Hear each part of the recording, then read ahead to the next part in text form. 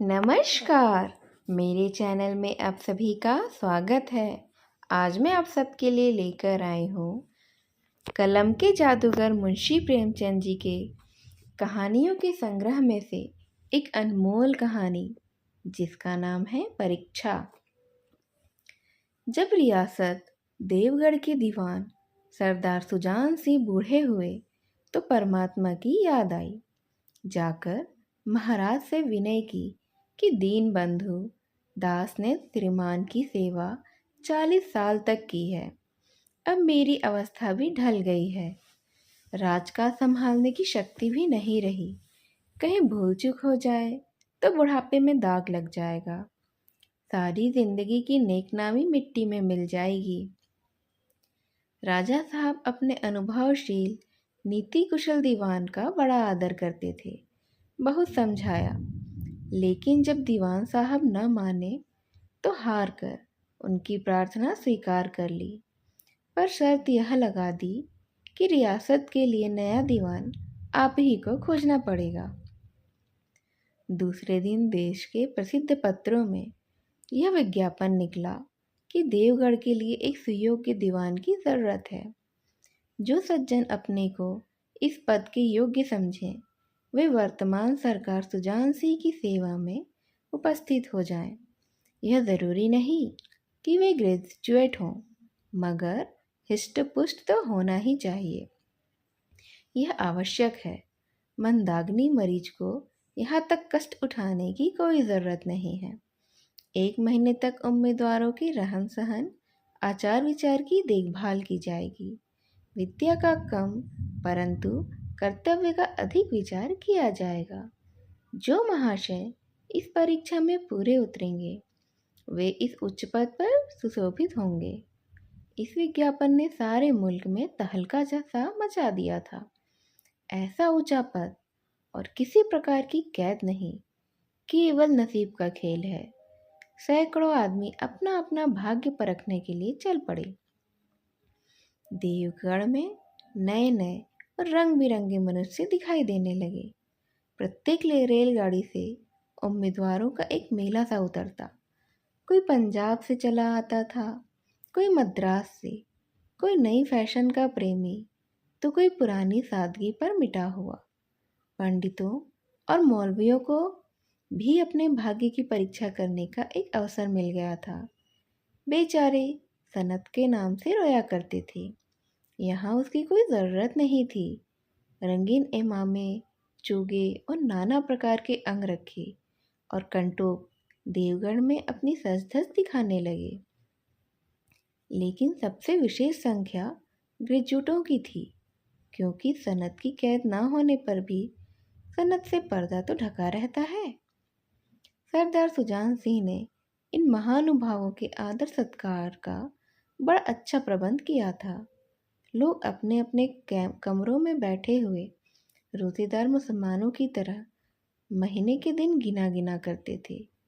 हर एक मनुष्य अपने जीवन को अपनी बुद्धि के अनुसार अच्छे रूप में दिखाने की कोशिश में था। मिस्टर 9 बजे दिन तक सोया करते थे। आजकल वे बगीचे में टहलते हुए उषा का दर्शन करते थे। मिस्टर ब को हुक्का पीने की लत थी।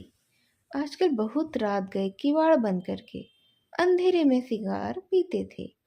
मिस्टर द स और ज से उनके घरों पर नौकरों की नाक में दम था। लेकिन ये सज्जन आजकल आप और जनाब के बगैर नौकरों से बातचीत भी नहीं करते थे। महाशय कर नास्तिक थे, हक्सले के उपासक, मगर आजकल उनकी धर्मनिष्ठा देखकर मंदिर के पुजारी को पदच्युत हो जाने की शंका लगी रहती थी। मिस्टर ल को किताब से घृणा थी, परंतु आजकल वे बड़े बड़े ग्रंथ देखने पढ़ने में डूबे रहते थे। जिससे बात कीजिए वह नम्रता और सदाचार का देवता ही मालूम होता था। शर्मा जी घड़ी रात से ही वेद मंत्रा पढ़ने में लगते थे और मौलवी साहब को नमाज और तलावत के सिवा और कोई काम ही ना था।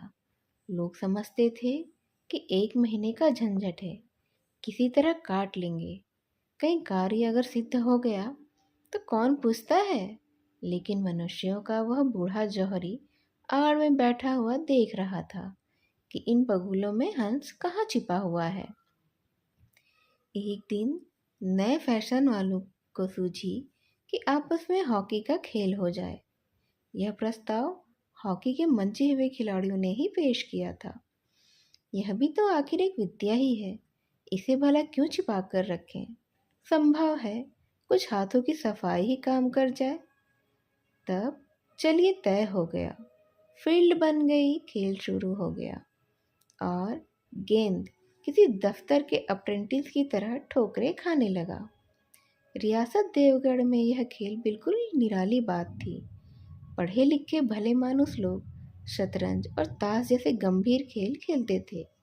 दौड़ कूद के खेल बच्चों के खेल समझे जाते थे। खेल बड़े उत्साह से जारी था। थावे के लोग जब गेंद को लेकर तेजी से उड़ते तो ऐसा जान पड़ता था कि कोई लहर ही बढ़ती चली आती है। लेकिन दूसरी ओर के खिलाड़ी इस बढ़ती हुई लहर को इस तरह से रोक लेते थे कि मानो लोहे की दीवार ही है। संध्या तक यही धूमधाम रही। लोग पसीने से तर हो गए। खून की गर्मी आंख और चेहरे से झलक रही थी। हाफते हाफते बेदम से हो गए। लेकिन हार जीत का निर्णय तो नहीं हो सका। अंधेरा हो गया था। इस मैदान से जरा दूर हटकर एक नाला था। उस पर कोई पुल नहीं था। पथिकों को नाले में से चलकर ही आना पड़ता था। खेल अभी बंद ही हुआ था और खिलाड़ी सारे लोग बैठे दम ले रहे थे कि एक किसान अनाज से भरी हुई गाड़ी लिए हुए उस नाले में आया। लेकिन कुछ तो नाले में कीचड़ था और कुछ उसकी चढ़ाई इतनी ऊंची थी कि गाड़ी जो है ऊपर ही ना चढ़ सकी। वह कभी बैलों को ललकारता, कभी पहियों को हाथ से ढकेलता, लेकिन बोझ अधिक था और बैल कमजोर। गाड़ी ऊपर को ना चढ़ती भी तो कुछ दूर चढ़कर फिर से खिसक कर नीचे पहुंच जाती। किसान बार बार जोर लगाता और बार बार झुंझलाकर बैलों को मारता, लेकिन गाड़ी उभरने का नाम ही नहीं लेती। बेचारा इधर उधर निराश होकर ताकता, मगर वहां कोई भी सहायक नजर नहीं आता। गाड़ी को अकेले छोड़कर कहीं जा भी नहीं सकता था। बड़ी आपत्ति में फंसा हुआ था। इसी बीच में खिलाड़ी हाथों में डंडे लिए घूमते घामते उधर से निकले। किसान ने उनकी तरफ सहमी हुई आंखों से देखा, परंतु किसी से मदद मांगने का साहस ही ना हुआ। खिलाड़ियों ने भी उसकी ओर देखा, मगर बंद आंखों से, जिनमें सहानुभूति नहीं थी। उनमें स्वार्थ था, मद था, मगर उदारता और वात्सल्य का नाम भी नहीं था। लेकिन उसी समूह में एक ऐसा मनुष्य था जिसके हृदय में दया थी और साहस भी था। आज हॉकी खेलते हुए उसके पैरों में चोट लग गई थी। लंगड़ाता हुआ धीरे धीरे चला आता था। अकस्मात उसकी निगाह गाड़ी पर पड़ी, ठिठक गया। उसे किसान की सूरत देखते ही सब बातें ज्ञात हो गई। डंडा एक किनारे रख दिया, कोट भी उतार डाला और किसान के पास जाकर बोला, मैं तुम्हारी गाड़ी निकाल दूं? किसान ने देखा, एक गठे हुए बदन का आदमी, लंबा सा आदमी था, वह मेरे सामने खड़ा है। झुककर बोला, हुजूर, मैं आपसे कैसे कहूँ? युवक ने कहा, मालूम होता है तुम यहाँ बड़ी देर से फंसे हो। अच्छा, तुम गाड़ी पर जाकर बैलों को साधो, मैं पहिए को ढकेलता हूँ। अभी गाड़ी ऊपर चढ़ जाती है, फिक्र ना करो। किसान गाड़ी पर जा बैठा। युवक ने पहिए को जोर लगाकर उकसाया। कीचड़ बहुत ज्यादा था। वह घुटने तक जमीन में गड़ गया, लेकिन हिम्मत नहीं हारी। उसने फिर से जोर किया। उधर किसान ने बैलों को ललकारा। बैलों को सहारा मिला, हिम्मत भी बंध गई। उन्होंने कंधे झुकाकर एक बार जोर किया तो गाड़ी नाले के ऊपर थी। किसान युवक के सामने हाथ जोड़कर खड़ा हो गया। बोला, महाराज, आपने आज मुझे उबार लिया, नहीं तो सारी रात मुझे यहीं बैठना पड़ता। युवक ने हंसकर कहा। अब मुझे कुछ इनाम देते हो? किसान ने गंभीर भाव से कहा। नारायण चाहेंगे तो दीवानी आपको ही मिलेगी। युवक ने किसान की तरफ गौर से देखा। उसके मन में एक संदेह हुआ। क्या यह सुजानसी तो नहीं है? आवाज मिलती है, चेहरा मोहरा भी वही। किसान ने भी उसकी ओर तीव्र दृष्टि से देखा।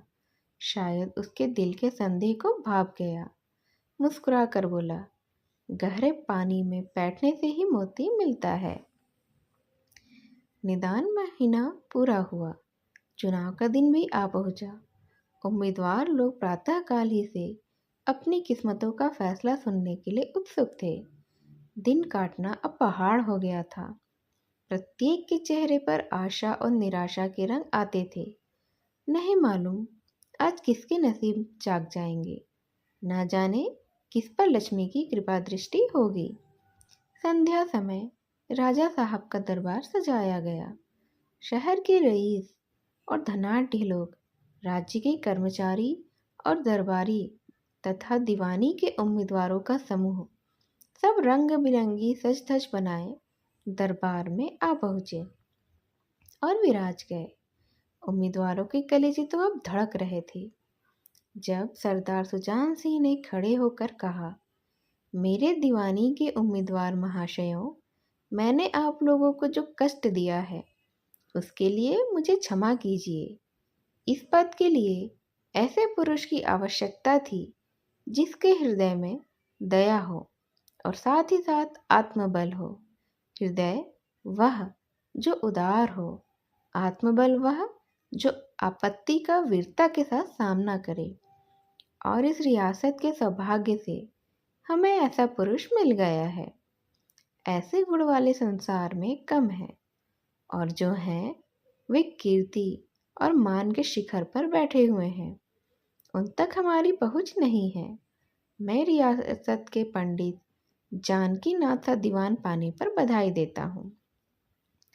रियासत के कर्मचारी और रईसों ने जानकी नाथ की तरफ देखा। उम्मीदवार दल की आंखें उधर उठी, मगर उन आंखों में सत्कार था, इन आंखों में ईर्ष्या। सरदार साहब ने फिर फरमाया, आप लोगों को यह स्वीकार करने में कोई आपत्ति नहीं होगी कि जो पुरुष स्वयं जख्मी होकर भी एक गरीब किसान की भरी हुई गाड़ी को दलदल से निकालकर नाले के ऊपर चढ़ा दे, उसके हृदय में साहस, आत्मबल और उदारता का वास है। और वह किस तरह का आदमी होगा आप सब सोच सकते हैं। ऐसा आदमी गरीबों को कभी सताएगा नहीं। उसका संकल्प दृढ़ है जो उसके चित्त को स्थिर रखेगा। वह चाहे धोखा खा जाए, परंतु दया और धर्म से कभी हटेगा नहीं। और इस तरह से दीवान की घोषणा की जाती है और रियासत देवगढ़ के दीवान को चुन लिया जाता है। इस प्रेमचंद जी की परीक्षा कहानी को ध्यान से सुनने के लिए आप सभी का धन्यवाद। नमस्कार।